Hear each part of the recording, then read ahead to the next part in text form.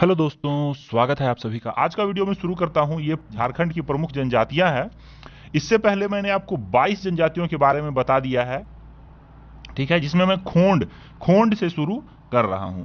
और इसमें मैं 5 और इसके बाद वाले एक वीडियो में और 5, यानी कि इससे मैं टोटल 32 जनजातियों को कवर कर दूंगा। ठीक है, तो चलिए शुरू करते हैं हम आज का वीडियो। और इसमें हम पहली जनजाति करेंगे खोंड, जो कि हमारे 23वें नंबर का है। और ये जनजाति जो है ये बहुत ही कम मात्रा में झारखंड में है, और 2011 की जनगणना के अनुसार मात्र 221 थी इसकी जनसंख्या। और अगर परसेंटेज के हिसाब से देखें तो जनजातीय संख्या में ये 0.003% है। ठीक है, तो ये क्या है, झारखंड की एक लघु जनजाति है। ओके, और ये एक द्रविडियन जनजाति है, ये भी आप ध्यान रखेंगे। और यह कोंधी भाषा बोलते हैं। ये कौन सी भाषा बोलते हैं? कोंधी भाषा। और यह जनजाति मुख्य रूप से संथाल परगना में पाई जाती है। ध्यान रखेंगे आप, संथाल परगना में ये खोंड जनजाति पाई जाती है। और पुराने जमाने में खोंड जनजाति में नर बलि की प्रथा थी, यानी कि मनुष्यों की बलि दी जाती थी, जिसे मरहिया कहा जाता था। क्या कहा जाता था? मरहिया। खोंड जनजाति प्राचीन काल में, पुराने जमाने में नरबलि देती थी, जिसे क्या कहते थे? मरहिया। और इनका मुख्य पेशा जो है वो खेती और मजदूरी करना है। ध्यान रखेंगे आप। और इन्हें मुख्यतः 3 समूहों में बांटा गया है: कुहिया खोंड, डोंगरिया खोंड और देसिया खोंड। ठीक है, फिर से मैं रिपीट करता हूं: कुहिया खोंड, डोंगरिया खोंड और देसिया खोंड। ठीक है, वहीं ये क्या है कि कुहिया खोंड जो है ये पहाड़ों पे निवास करती है। डोंगरिया खोंड भी पहाड़ों पर, लेकिन ये पहाड़ के निचले भाग पे निवास करती है और बागवानी का कार्य करती है। वही देसिया जो है, यानी कि देसिया खोंड, ये समतल भूमि पर, यानी कि निम्न भूमि पर या समभूमि पर निवास करती है। ठीक है, इसके अलावा एक इनका चौथा समूह भी है, जिसे सीथ कहा जाता है। सीथ खोंड। और ये कहां रहती है? तो ये झारखंड में नहीं रहती है, उड़ीसा के कोरापुट में रहती है। याद रखेंगे आप। तो यहां पर आप सबको ध्यान रखना है कि इनके वैसे तो 4 समूह होते हैं, इन्हें 4 समूह में बांटा गया है, लेकिन 3 झारखंड में रहती है, और खास करके संथाल परगना में रहती है। और वहीं एक जो है वो कहां रहती है? वो रहती है उड़ीसा के कोरापुट में। कुटिया और डोंगरिया खोंड जो है ये स्थानांतरित कृषि करते हैं, जिसे क्या कहा जाता है? पोर्चा कहा जाता है। ओके, और ये लोग जो है सूर्य देवता को अपना भगवान मानते हैं और उसी में अपनी गहरी आस्था रखते हैं, जिसे बेलापून कहा जाता है। बेनलापून। ओके, सूर्य देवता को ये बेनलापून के नाम से जानते हैं। और इनके त्योहार हैं नवानंद। ठीक है, नवानंद एक मुख्य त्योहार है। इसके अलावा तो बाकी कॉमन त्योहार हैं ही। नवानंद के अलावा सरहुल, कर्मा, सोहराय, दीपावली, दशहरा, फागु, रामनवमी। वहीं नवानंद जो है, नवानंद त्योहार में नए चावल को पकाया जाता है, जैसे कि साउथ में ओनम होता है, उसी प्रकार से यहाँ पे इनका नवानंद होता है। इनके प्रमुख ग्राम संगठन का मुखिया गोटिया कहलाता है। ठीक है, गोटिया। इनका जो ग्राम संगठन होता है उसका प्रमुख गोटिया कहलाता है। ठीक है, तो आगे देखते हैं हम गोड़ाइत जनजाति। तो ये झारखंड की एक अल्पसंख्यक जनजाति है, और इसे गोड़ाइत या गोड़ेत भी कहते हैं। ठीक है, ये दोनों तरह से आप चाहे तो आप कहीं कहीं आपको ये लिखा हुआ मिल सकता है, चाहे आपको ये लिखा हुआ मिल सकता है। और प्रजातीय दृष्टि से ये प्रोटो ऑस्ट्रेलाइड ग्रुप में इनको रखा गया है। और इनकी कोई अपनी भाषा नहीं है, ये सदानी बोलते हैं। इनकी कोई अपनी फिक्स भाषा नहीं है, ये सदानी भाषा बोलते हैं। और इनका परिवार जो है वो पितृसत्तात्मक एवं पितृवंशीय है। पितृसत्तात्मक है और ये पितृवंशीय फॉलो करते हैं। और यह लोग जो है वो देवी माई और पुरुविया की पूजा करते हैं।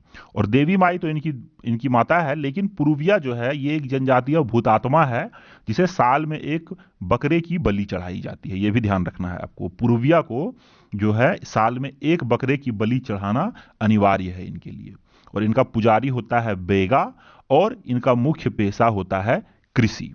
वहीं त्योहार की बात करें तो त्योहार में इन्हें ये कर्मा, सरहुल, सोहराय, नवाखाना, फिर जितिया, फाग आदि जो है ये त्योहार मनाते हैं। ठीक है, तो यहां पर हमने गोराइत जनजाति के बारे में भी बहुत कुछ जानने का प्रयास है। देखिए, देखते हैं बिरहोर। तो बिरहोर जो है ये झारखंड की एक अल्पसंख्यक आदिम जनजाति है। ठीक है, आदिम जनजाति आप ध्यान रखेंगे। और बिरहोर जनजाति को प्रोटो ऑस्ट्रेलाइड प्रजाति से संबंध बताया गया है।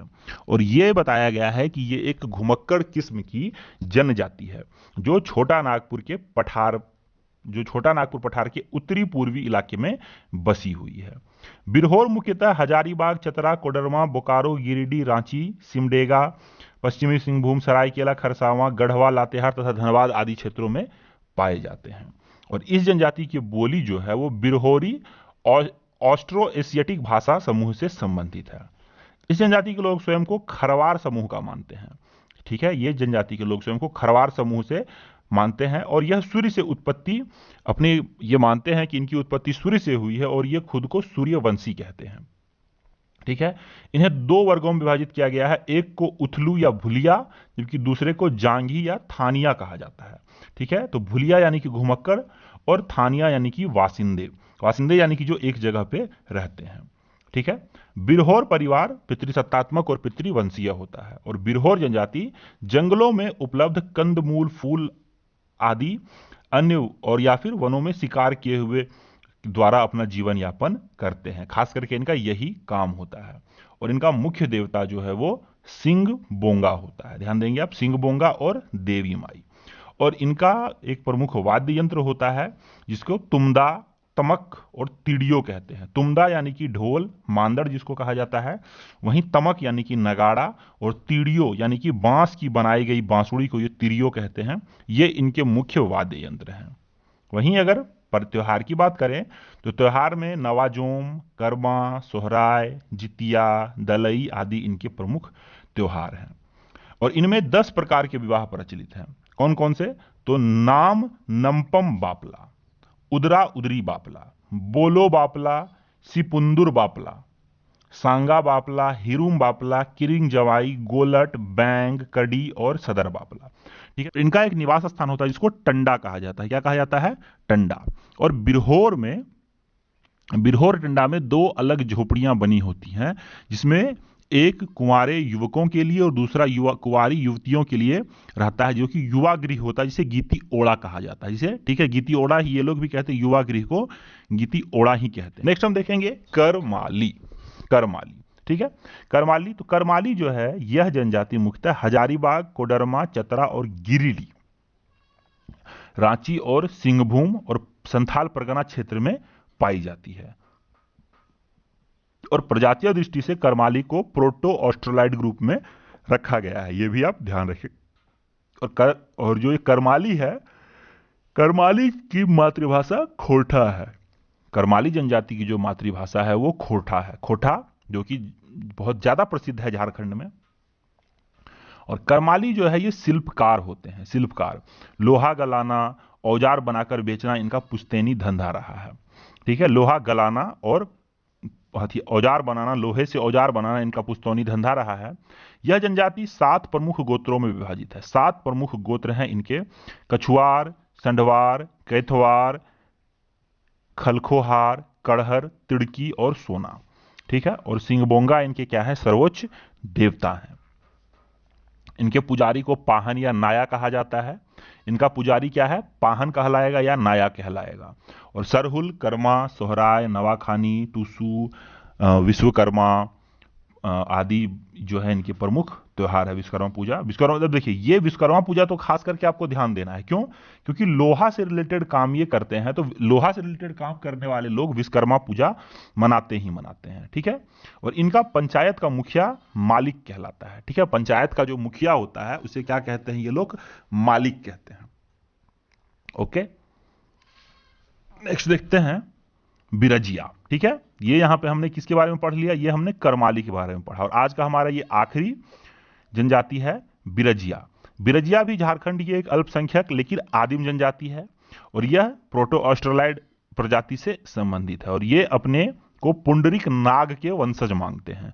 पुंडरिक नाग के वंशज ये खुद को मानते हैं और यह जनजाति मुख्य रूप से लातेहार, गुमला एवं लोहरदगा में निवास करती है। ठीक है, और बिरजिया परिवार जो है वो पितृसत्तात्मक एवं पितृवंशी होता है, ध्यान रखेंगे आप। और यह जनजाति 2 भाग में विभक्त है, सिंदुरिया और तेलिया।